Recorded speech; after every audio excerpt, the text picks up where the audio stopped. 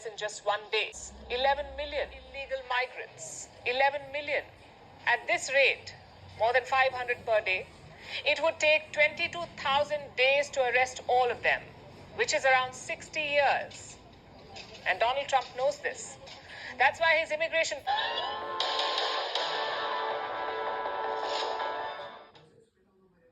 Hi friends, ఈ video మన దేశపు విద్యార్థులు అమెరికాలో చదువుకుంటున్న వాళ్ళకు వాళ్ళ తల్లిదండ్రులకు చాలా ఉపయోగంగా ఉంటుంది. దయచేసి దీన్ని షేర్ చేయండి అండ్ సబ్స్క్రైబ్ చేయండి. దీనివల్ల చాలామంది తల్లిదండ్రులకు ఎన్నో విలువైన సమాచారం అందుతుంది. అలాగే అమెరికాలో ఉండే విద్యార్థులకు కూడా కొన్ని సలహాలు సూచనలు ఉన్నాయి ఇందులో. సో తప్పకుండా నా వీడియోస్ షేర్ చేయండి ప్లీజ్. ముఖ్యంగా మనం తెలుసుకోవాల్సిన విషయం ఏంటంటే, అమెరికాకు మన పిల్లలు లీగల్గా వెళ్ళారు. ఎన్నో లక్షల మంది విద్యార్థులు అక్కడ చదువుకుంటున్నారు. ఎంతోమంది జాబులు చేస్తున్నారు, ఎంతోమంది ఓపీటీలో జాబులు చేస్తున్నారు, ఎంతోమంది H1లో జాబులు చేస్తున్నారు, కొంతమంది CPTలో జాబులు చేస్తున్నారు. వీళ్ళంతా లీగల్ ఆల్ డాక్యుమెంటేషన్స్తో వెళ్ళిన వాళ్ళని ట్రంప్ ఏమీ చేయలేడు. కాకపోతే ఇప్పుడు ట్రంప్ గెలిచిన ఈ టైంలో మాత్రము పార్ట్ టైమ్స్ జాబ్ చేసేవాళ్ళు ఒక 6 నెలల నుంచి ఏడాది వరకు పార్ట్ టైం జాబులు చేయకపోవడం మంచిది. పార్ట్ టైం జాబులు చేస్తే ఖచ్చితంగా అతను సతాయిస్తాడు, ఖచ్చితంగా వెనక్కి పంపేయడానికి ప్రయత్నం చేస్తాడు. ఇది గుర్తుపెట్టుకోవాల్సిన విషయం. కాకపోతే కొంత ఆర్థికంగా కొందరు పిల్లలు అక్కడే కష్టపడి చదువుకునే వాళ్ళు ఉంటారు. వాళ్ళకి వచ్చే పార్ట్ టైం జాబ్ ఇన్కమ్ తోటి. నేను అక్కడ 15 సంవత్సరాలు ఉన్నాను కాబట్టి చెప్తున్నాను. నిజమే, అక్కడ కొంచెం మనీ కష్టంగా ఉంటుంది. కొంచెం ఆర్థిక స్తోమత ఉండే తల్లిదండ్రులు అయితే ఇబ్బంది లేదు, కానీ ఆర్థిక స్తోమత లేని తల్లిదండ్రులు అయితే ఖచ్చితంగా పిల్లలు అక్కడ కష్టపడి వాళ్ళ ఫీజులు వాళ్ళే కట్టుకోవడం కూడా నేను చూశాను. సో ఇప్పుడు ఇది గడ్డు కాలం. వాళ్ళకు 1 సంవత్సరం వరకు మాత్రం ఇలాంటి పార్ట్ టైం జాబులు మానేయడం చాలా అవసరం. సో ఇక్కడ ఉన్న తల్లిదండ్రులు కూడా మీరు భయపడాల్సిన అవసరం ఏమీ లేదు. ట్రంప్ అంటే ఏమో నియంత కాదు. రాజ్యాంగం అనేది ఉంటుంది, మనకు రాజ్యాంగం ఉంటుంది, అమెరికాలో కూడా రాజ్యాంగం ఉంటుంది. కాన్స్టిట్యూషన్ మించి ఎవరు ఏమీ చేయలేరు. కాకపోతే ట్రంప్కు కొంచెం నియంతృత్వ లక్షణాలు ఎక్కువగా ఉన్నాయి కాబట్టి నియంత పాలన సాగించాలనుకుంటున్నాడు. కానీ అక్కడ కూడా చట్టాలు ఉన్నాయి, కోర్టులు ఉన్నాయి, కాన్స్టిట్యూషన్ ఉంది. అంత ఈజీ మాత్రం కాదు. కాకపోతే అతని పాలసీ ఏంటంటే భయపెట్టించి అక్కడి నుంచి జనాలను ఎలగొట్టాలనే ఉద్దేశం చేస్తున్నాడు.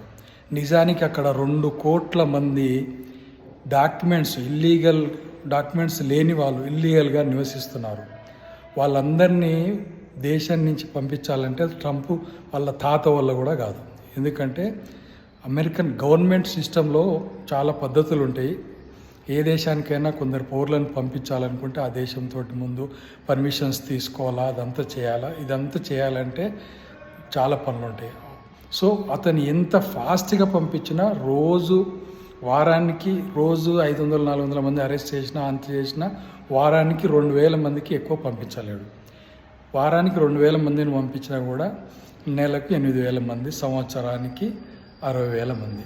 ఈ లోపల చట్టాలు ఉంటాయి, కోర్టులు ఉంటాయి. చాలామంది లాయర్లు కోర్టుల కేసులు వేస్తారు. ట్రంప్ ఆర్డర్స్ను సస్పెండ్ చేయడానికి కూడా చాలా ఛాన్సెస్లు ఉంటాయి. సో ఈ విధంగా ఆయన చేసినా కూడా 60 ఏళ్ళ కాలం పడుతుంది. ఇల్లీగల్ ఇమ్మిగ్రెంట్స్ని పంపించాలంటే సాధ్యం కాదు. కాబట్టి ట్రంప్ ఏం చేస్తున్నాడంటే పోలీస్ పాలసీ భయపెట్టించి వాళ్ళంతలకు వాళ్ళే వెళ్ళిపోయేటట్టు చేయాలనేటువంటి ప్లాన్ సక్సెస్ఫుల్గా చేస్తున్నాడు. అందుకే మామూలుగా అయితే ఇల్లీగల్ ఇమ్మిగ్రెంట్స్ కూడా బేడీలు వేసి అరెస్ట్ చేసి కాళ్ళకు బేడీలు వేసి చేతులకు బేడీలు వేసి పంపించాల్సిన అవసరం లేదు. కానీ అలా చేస్తే మిగతా వాళ్ళు అక్కడ ఉన్న వాళ్ళంతా భయపడి పారిపోతారనే ఉద్దేశంతో చేస్తున్నాడు. దీన్ని పోలీస్ వ్యవస్థ అంటారు. పోలీస్ రాజ్యం అంటే భయపెట్టించి బేడీలేసి వాళ్ళని ఇవన్నీ అవసరం లేకుండా ఎక్స్ట్రాలు చేసేసి భయపెట్టించి జనాలను లొంగ తీసుకుంటారు. ఈ ప్లాన్స్ అన్నీ లక్షల మీద కూడా మన పోలీస్ వ్యవస్థ ఉపయోగిస్తుంది. సో ఇలాంటి ప్లాన్లు ఇప్పుడు ట్రంప్ ఎగ్జిక్యూట్ చేస్తున్నాడు. ఎందుకంటే అతని ఉద్దేశం ఏంటంటే అతని వల్ల కాదు అందరినీ పంపించడం అనేది అతను చేసిన వాగ్దానంలో సాధ్యమయ్యే పని కాదు.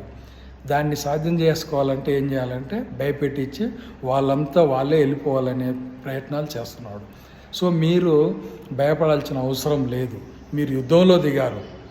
మీరు అంటే మామూలుగా విద్యార్థులకు అది అవసరం లేదు. ఇల్లీగా నిలబడే వాళ్ళకు కూడా విద్యార్థులకు కూడా తెలుసుకోవాల్సిందంటే యుద్ధంలో దిగారు, మీరు గెలవడానికే ప్రయత్నం చేయాలి. సాధ్యం కానప్పుడు నిజంగానే వాడు మీరు ఏదైనా పని చేస్తుంటే పట్టుకొని పంపించేస్తే భయపడాల్సింది ఏం లేదు. కానీ మీలంతగా మీరు అక్కడి నుంచి దేశం వదిలి రావద్దు. అమెరికాలో ఉన్నంత వరకు మీకు చాలా రక్షణ ఉంటుంది.